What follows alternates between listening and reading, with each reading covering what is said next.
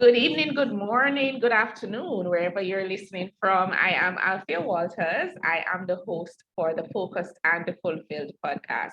Now, today I have a special guest with me, and that is Chris Templeton, and he's the founder of Oh, the Stories We Tell. Now, when you hear a name like Oh, the Stories We Tell, you are going to be interested in finding out what he's talking about.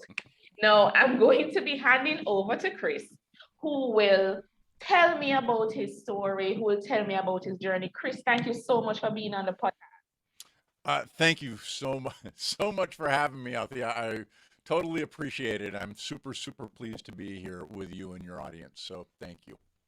Yes. So, Chris, all the stories we tell, I want to hear about that. But I want to hear about what brought you, what's the journey that led to all the stories we tell. The probably the nutshell story is that I've always had an interest in people and understanding why they behave the way they do. And as long as I can remember, I've had questions about why people have behaved the way they do, whether it was, why parents were mean or why the boys pulled the girl's hair at school, that sort of thing. I just always kind of never got it. And so I suppose that's the short story of it. And then really what happened was in 2003, my stepmother, who lovingly referred to herself as my evil stepmother, um, Oh, gave me a book called The Power of Now by Eckhart Tolle.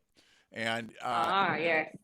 and that book really changed my life in a huge way from the standpoint that what it did was it made me realize that I was the one that was making the stories that was making my situations in certain areas worse Mhm. by telling stories that didn't serve me at all. Took something that may have been bad and just seemed to compound it and make it worse. And he says in his book, we're all really good at driving ourselves insane in certain parts of our lives. And I was like, oh my God, that's That's, me. yes. So anyway, what it kind of led me to do was to start poking around with, self development, that sort of thing. And what ended up happening was I came up with three questions. And those three questions then led to the development of a model, which I want to share with the world because it has made my personal life better. It's made my family life better, my friends. It's made me better in business. It's made me a better dad, and it's so simple. I almost feel like a lot of times what I'm doing is like in the Wizard of Oz, pulling the curtains back on, the wizard with all his controls, and Yeah. so that's kind of the short story of it. And I love this. It's so powerful. It doesn't require any belief system. It's just a series of questions that really start us down the road of self-awareness. And when you're aware of what's really going on, you're more likely to change it and fix it, aren't you? Of course, absolutely. And so that sounds so interesting in terms of the stories. You're saying that a lot of times we tell ourselves stories, we either make the situation worse or we can make it better. Well, But when maybe we we're not even aware of some of the stories that we're telling ourselves. So tell me about absolutely. that. Well, I mean, for me, with reading The Power of Now, I think one of the biggest stories we tell is that things are happening to me and we don't see our role in how we are either putting on rose colored glasses or dark shades and putting a cloud over us. And when you start to recognize how powerfully we color our own world, And I don't care whether it's super positive or super negative, neither of those serve us. And so, like, that's the first place, like, just recognizing that, oh my God, I tell stories that don't serve me throughout my day. And if I could just change that one thing to stories that do serve me, and I define stories as anything that's thoughts in my head or pictures in my head. I see the beautiful car across the street, and I have this little hit of cortisol or something like that because I don't have that, and I wish I had that sort of kind of feeling. And Mhm. so when you start to recognize how much you color your own world. I equate these three questions and all the stories we tell to putting on clear colored glasses. If you're dark and negative, we're taking that away. Not completely away, but we're balancing it out. And if you're Yeah. super positive and you're an enabler and just want everything to be all right because it's not, um, this helps to begin to cure that through self-awareness. And then the other thing that's beautiful about the model is it's very much prescriptive because the way that it's laid out, you're like, oh my God, I'm behaving in a way that isn't serving me. And now I have a way to do that. And it's also beautiful because we let go of emotions as being facts, right? We stop seeing what's happening to us as fact. We stop seeing emotions as fact, and we start just looking at, wow, is this serving me or not? What I'm thinking. Yeah. Yeah. So we say that things are happening. Most of the times we believe things are happening to us Yes, and not for us. right. Yeah. So things are happening to us. Yes. Now, tell us a little bit about the model, the steps. How would I correct the thinking that I have about things that are happening to me?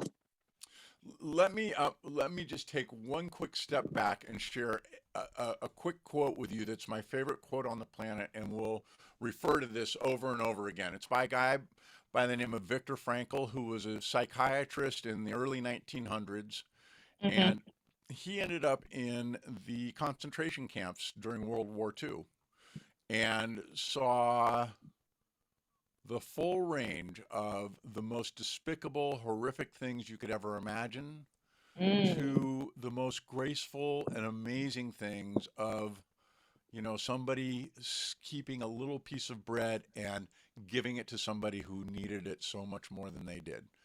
And he watched so many people give up on life and die. Like, that was a big piece of his experience. But why this is important is that he was throughout this whole time able to retain meaning. As a Mm-hmm. matter of fact, his most famous book is called Man's Search for Meaning. And so one of the quotes out of that book is this: between stimulus and response, there's a space. And in that space is our power to choose our response.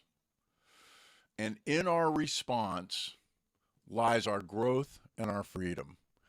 So if you think Mm. about the places that we struggle the most, the space between stimulus and response almost is non-existent. Yeah. So if you think of somebody, when we talk about being triggered, that's something going on where I have some kind of a stimulus, and without even thinking I'm angry or frustrated or I'm going to lash out at somebody, no space between stimulus and response. Excuse me. So what started with three questions.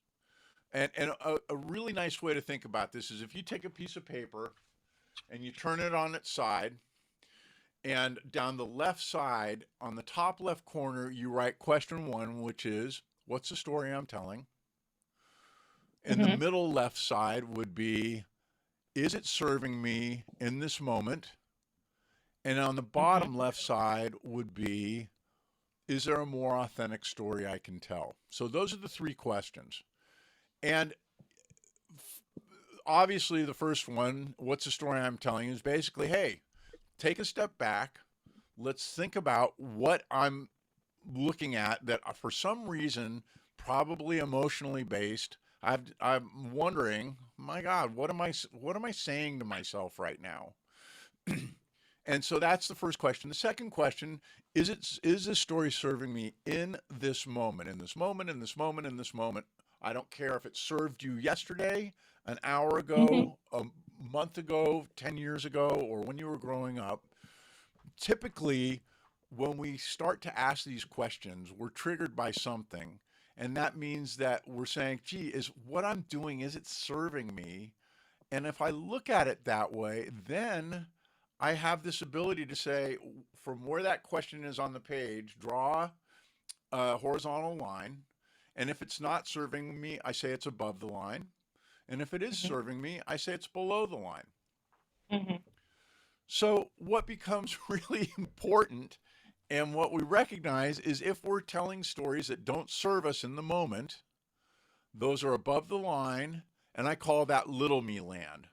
That's where I'm cranky, I'm fear based, I'm problem oriented, and it always gets that laugh. It cracks me up. Like, we Yes. and just step back, look, this is about being super easy to understand. Like, it takes some practice to internalize it all, but little me is simple. Stories is simple. It just helps to kind of break us free of our default thinking. Mm-hmm. So then it becomes really clear. And the last question, is there a more authentic story I can tell? Is Mm-hmm. all about moving below that line. So that's kind of the nutshell of it. And below the line, I call that authentic me. And then your audience is probably familiar with a concept of flow. When we're in a flow state, like runner's high, or when I'm newly in love, or I've just driven my car for 30 minutes and have no recollection of it. Right. That's all flow state. And that area is what I call enlightened me, where Mm-hmm. we're in touch with that little light of ours that uh, and it's our access to God, the universe, infinite intelligence, whatever you want to call that. That's Mm-hmm. where that lives in this model. So when you think about it, if I just start asking those three questions and have this picture of this model in my head, all of a sudden I'm like, wait a minute, maybe I don't need to respond to my wife like she's coming at me. Maybe I need to listen to what she's saying and hear what it is that she's really saying, and be curious about it, right? Maybe, my son doing what he's doing isn't the bad thing that I think. And maybe, I mean, we've all had experiences with somebody where we've completely misinterpreted what they were up to, and then we're like, oh my God, I'm so embarrassed. Yes. Well, Yes. this really shortcuts that whole process. So those are the three questions and briefly the model. And Yeah. I am telling you, it'll change your life if you start to incorporate that. And it's so simple to do. Right. So, what's the story that I'm telling myself now? The first question. The second one Yes. is it serving me in this particular moment? And then, Exactly. right. And then the third question is there a more authentic story that I can tell myself? That's amazing I in think you've terms got of, it. yeah, in terms of how, because, we go about our daily lives, and I must say, a lot of times, so I'm going to probably use an example. Most persons struggle with limiting, most persons struggle with, you know, getting out of a situation, getting unstuck so that they can move towards their goals, they can move towards their dreams, whatever it is, business goals, life goals, relationship goals, whatever it is. Some of the stories that we tell ourselves that, and I used to tell myself this before I discovered my purpose and passion and moving along. I used to tell myself before I even started my business that, look, I don't have enough time to do this. I used to tell myself, am I even capable of doing what I said I was going to do? Yep. That's the story. The story also is that persons may not, they may judge me. They may be asking, who is this person doing this? all of these things. So I used to tell myself those stories. So that's the story that I used to tell myself, right? If I had the model, my next step would have been, is it serving me in this moment? When I told myself I'm not capable of doing something, is it serving me in that moment? And I guess it's to dissect it, because sometimes it's not so easy for you, the person, to figure it out. Well, and that's why people like you are so important, right? I mean, look, I don't think that this is a starting point, and there are going to be things that I just can't figure out on my own. At least I can get to a place where I can reach out to a coach or to a therapist or whatever the case may be, and that's all well and good, and I fully embrace that. But just it's about getting that initial recognition of, oh my God, this what I'm doing isn't serving me. And if this is interpersonally related, 99% chance if it's not serving me, it's not serving you. It's not serving my wife, my kids, my coworkers, boss, employees. So, yeah, you're right on the money. What I'd like to just say also is this. One of the concepts that I have is called the protector. Mhm. And the protector lives above the line in little me land, Yes. and it's commonly referred to as the ego. Mhm. And I'm officially making the ego something that we shall not call that anymore. We will not refer to the ego as the enemy. We're gonna we're gonna take that part of us and we're gonna put it on a pedestal. We're gonna call it the protector with a capital P, and we're gonna Mhm. recognize that what it's trying to do is to keep us safe from judgment, right? What are people going to think? Safe Yes. from taking big risks. It may just be easier if we don't try this. We don't bother. Feeling Yeah. like right? So, but here's the thing. When you change your perspective about that part of yourself and also identify it, put it on a pedestal, dude, thank you for what you're trying to do here. I so appreciate it. Mhm. Now, let me figure out what are the main messages that it's trying to convey. I always equate this to, it's like the going into the, I hear your friend. um, so it's like the ticket agent at an airport where somebody has just been kicked off of their plane and they march right over to the ticket agent and they are really, really mad and they're going to let that person know who had absolutely nothing to do with that plane being canceled, but they're going to let them know anyway. If you Yes. and you think about what that ticket agent does, they don't start trying to solve the problem, do they? The first thing they No. do is they let that person vent. They let the air out of the balloon, and I think of this protector screaming and big head, and all I want to do is zip it, let the protector have all his full fury.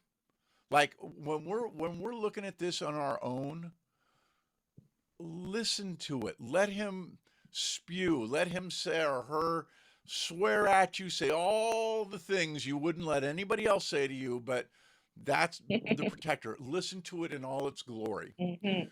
And what happens is all of a sudden he goes quiet because there's nothing more to say. And Yes. that's when the counter agent starts solving the problem.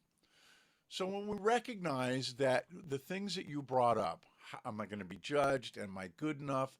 All of those things are the protector trying to keep you safe.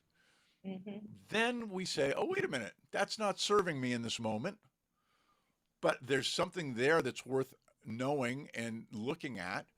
And then I start to tell a more authentic story about it. You know what? Let's take confidence.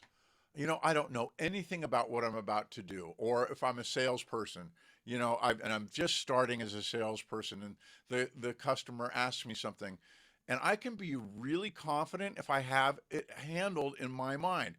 gee, Mr. Customer, I don't know the answer to that, but here's the promise I'm going to make to you.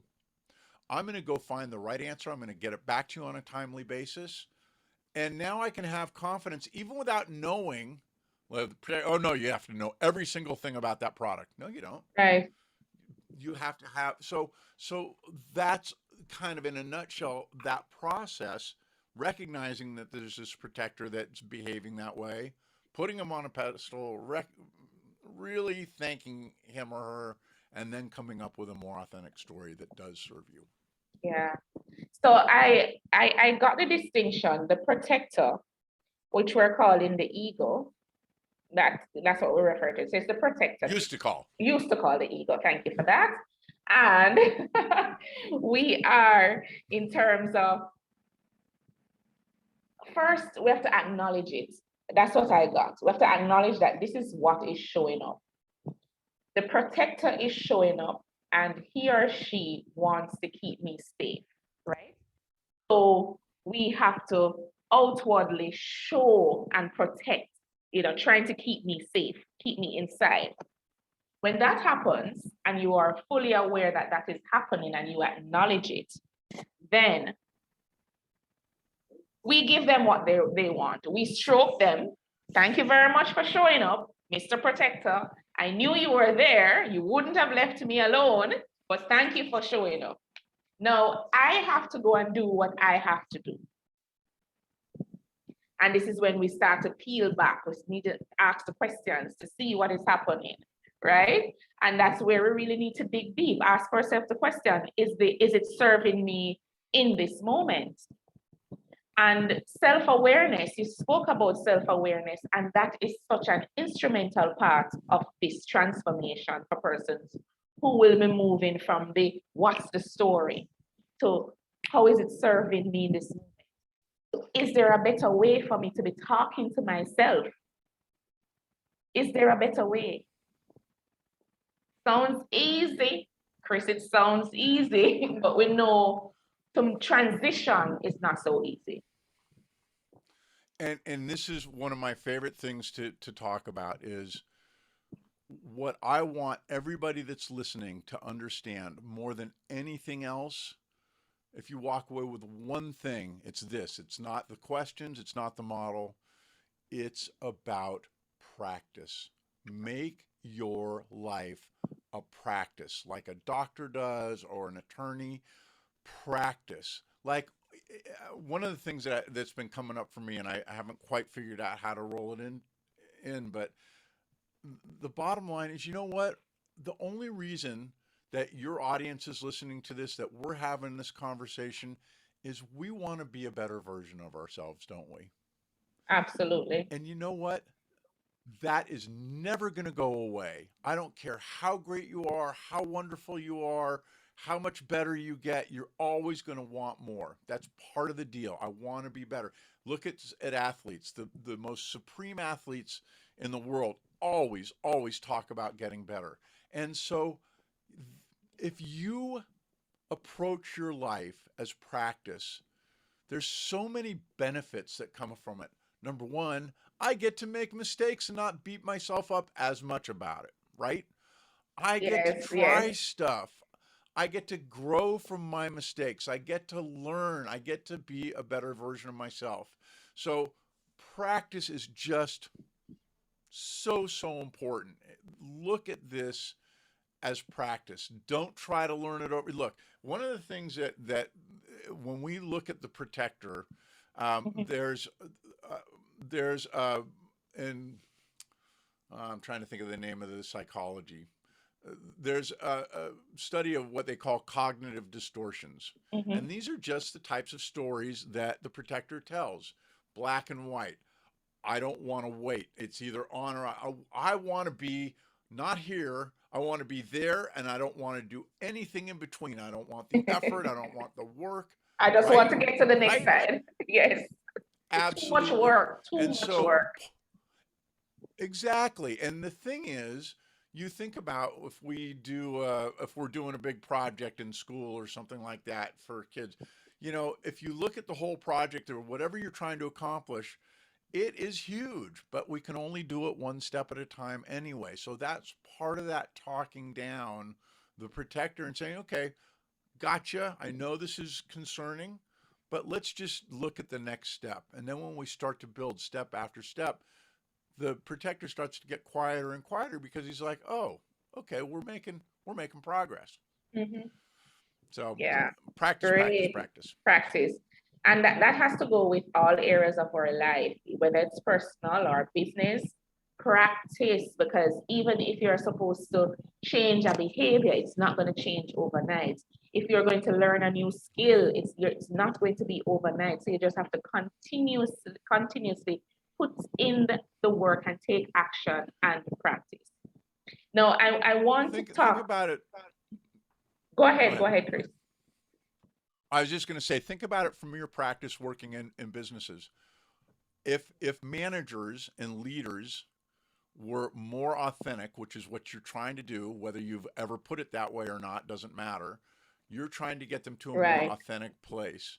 And if managers, and this is something I've struggled with employees in the past, helping them to understand that when they make a mistake, it's okay.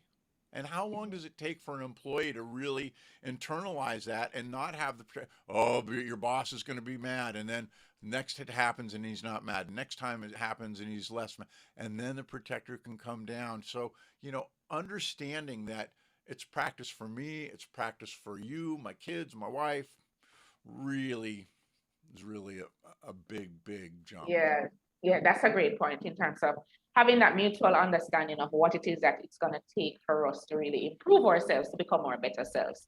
Now, if I were to look at that third question where you are asking, is there a more authentic way, an authentic story I can tell myself? Yep. How would you, can you translate for me, turn a Sure. statement into a more positive one to show Yes, please. a authentic way for me so that myself and the audience can understand? So, for instance, I feel like an imposter in what I'm doing. Yeah. Let's say that's it. Listening to why the protector's feeling that way is a good place to start. I look at, well, I don't know, there's more I should know, there's so much to do, that sort of thing. So when I convert that to an authentic story, what I'm doing is I am being more centered and more grounded. One of the things that's fascinating, if you look at fear, fear is the underlying recipe for little me land, above the line Listening. that the protector is always based in fear. Okay. The opposite of that is curiosity. Isn't that fascinating? Like the Yeah. opposite of fear is, hey, let me see if I can figure out how to do better, how to make this better. And so I start to say, okay, well, I think the next couple of things I should do learning wise are this. And the next couple of things I should do are that. And when I'm telling an authentic story, I always feel more centered, more grounded, more curious, more open and allowing to a broader picture. I'm usually going to tell a story that's going to have multiple perspectives in it. And all of that stuff lives within us. It's just a question of and this is why it's so important to really honor the protector so that he's knows that it's okay to step down off of his soapbox. And so Absolutely. when I do those kinds of things, then what I end up with is a broader, more full, more holistic story that, oh, problem orientation above the line, solution orientation below the line. Yesterday, I worked out for the first time in a year and a half at least. That's okay. And my protector's like, yeah, and my protector's like, oh man, you don't want to do that. And I thought about it. I'm like, yeah, there's that problem orientation. Why do I want to do this? Like, what's the solution side of this equation below that line? You know what? I'm going to be a little sore, but it's going to feel good to know that I did this. And it Yeah. doesn't take very much for us to align with what we want to do, but it's just having that core awareness. So that's an example of how to move below the line with a more authentic story. Right.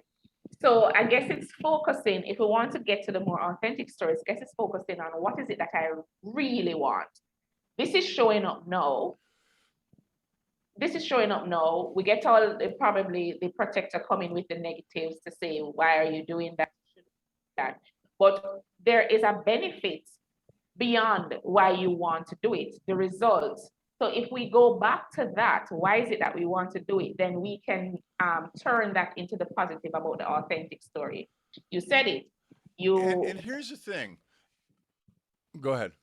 Right. Go You ahead. were saying that, look, we know at the end of me exercising, etc., I'll be a little sore, but this is what I want.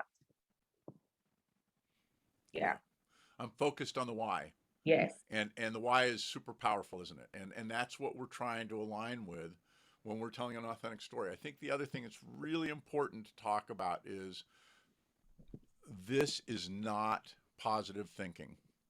I don't ever want this model and the stories we tell to be considered positive thinking, because it is not. It is not. It is not positive thinking. This is recognizing the full force of the protector and his concerns, recognizing that even as I get better and better, life's still going to have messiness to it. And one of the Yes. stories that the protector tells all the time is, oh, everything would be great if. And it's just a lie. And so when I look at, and it is, isn't it? I mean, we all know Yes. it's like, oh God, oh, I've been hiding from that one for so long. It's just that we don't think about that all the time in that simple language. Well, and it's also because the protector right above the line is super quiet, like super quiet, whispering in your ear, it'll all be better when you have $1 million, you know. And Exactly. it won't. Life is going to be messy, but the amount of power that that messiness has over you is all about whether your stories are above the line in little me land or below the line in authentic me land. Like, it's a whole different ball of wax when you're in authentic mode. The things that used to trigger you and make you crazy, now you're like, protector, I know he's what he's up to. I've dealt with him and he's okay now. I Yeah. don't like what's going on, but here's what I'm going to do to try and solve it. It's a whole different perspective, whole different perspective. And the result is meaning and purpose. Let me tell you, when you're in an authentic mode, and it doesn't have to be this, that's another story the protector tells. You only have one, and it has to be a glorious, glorious purpose. Oh my God, what a crock of garbage. Don't tell me that. I got purpose and meaning with my wife, my kids, my family, my friends. There's purpose and meaning everywhere when we're not fighting it all above the line. Exactly. Yes. So it's good, and you kept on reinforcing the points that you keep on reinforcing. It shows that self-awareness, self-talk, practice goes hand in hand with this model. Yeah. And you Yeah. know what else is really cool once you start to internalize this? You see it in everybody else, and you learn by default how not to behave with people. Like, if my Yeah. wife's mad at me, I'm the counter agent. I let her let it all out. Let If her my protect her, let her protect her. Yes, right? It's okay, because what I'm doing, think about this from a management standpoint. If I'm managing people properly, what I'm doing is I'm creating the space. It's not a safe space as we kind of define it now, where I could never say anything bad. No, it's an authentic space where I'm going to give you feedback in a way that you can hear and doesn't come across as me judging you. And when you think about that from a management standpoint, where I can create a space where people are comfortable talking to me and I'm willing to have a reasonable response, or I can do the same thing with my kids or my wife or my Mhm, friends. mhm. oh my God, we have so much power to influence people when we recognize, oh my God, I can create a space where I can help people. And this is one of the reasons I'm so adamantly against positive thinking, because part of that authentic space is accountability. It's about being honest in tough times, um, and not brutally honest, because that's above the line. Yeah, yes, yes. Okay, awesome, great. Chris, it has been, in terms of the model that you share and the steps that you share, it has really been insightful for me. Thank you. And I know my audience benefited from this as well. It was great sharing, especially those 3 steps and the 3 questions that we ask ourselves. So as we're winding down, just tell us a little bit more about how we contact you at all the stories we tell, how we work with you if my audience want to work with you. Excellent. So a couple of things just to as prefaces. I'm not a therapist. I Yes. am not a psychologist. I don't pretend to be. What I'm willing to do and happy to do is consult with individuals and organizations on how to apply issues that they're having through the model to get the Right. dark glasses off, the rose colored glasses off, and see more authentically. There are a couple of ways you can reach me. Number one is on my website, ohthestorieswetell.com.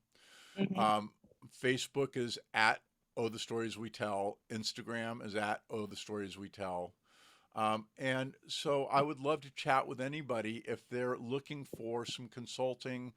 Um, and typically, I think where it's most useful is I'm stuck on an issue with business, on an issue personally or professionally, and I just need I know that I'm not telling a story that's serving me and I need some help getting there. Sometimes it's Right. really hard to do that.